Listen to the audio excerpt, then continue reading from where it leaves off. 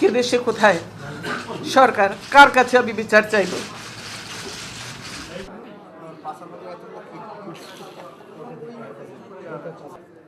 দীর্ঘদিনের সংসারের সব মালামাল রেখে আমাকে এক কাপড়ে বাড়ি থেকে বেরিয়ে আসতে হলো, বের করে দেওয়া হলো। আজকে যেভাবে আমাকে অপমান করা হয়েছে, ঘরের দরজা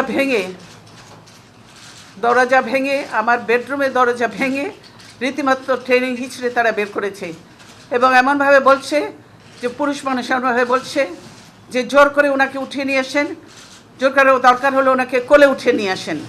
এরকমভাবে একটা সরকারের এই আচরণ। ওনারা ধাক্কা দিয়ে আমাকে গাড়িতে উঠিয়েছেন।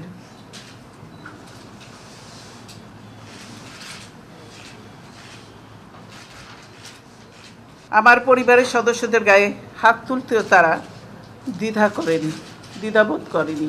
আমি এর বিচারের ভার মহান আল্লাহ ও প্রিয় দেশবাসীর উপর ছেড়ে দিলাম। আমি দেশবাসীর নিরাপত্তার জন্য মহান আল্লাহর দরবারে দোয়া করছি। আপনারা সকলেই আমার জন্য দোয়া করবেন।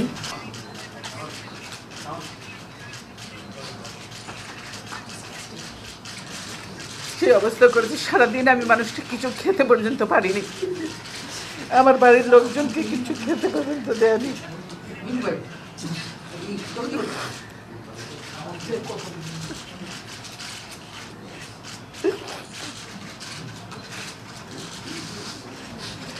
অথচ তারা মিথ্যা কথা বলছে যে আমি নিজে বাড়ি ছেড়ে বেরিয়ে এসেছি। এটা সম্পূর্ণ মিথ্যা কথা, বানোয়াট কথা। তারা জবরদস্তি ধাক্কা মেরে আমাকে বাড়ি থেকে বের করেছে।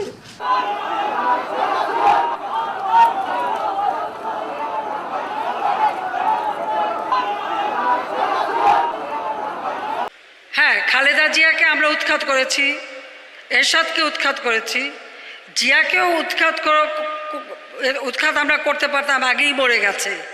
ওখানে একটা দুঃখ জোরবুদ্ধে আন্দোলনটা গড়ে তোলার আগেই অক্কা পেল, নিজের লোকদের হাতেই মারা গেল।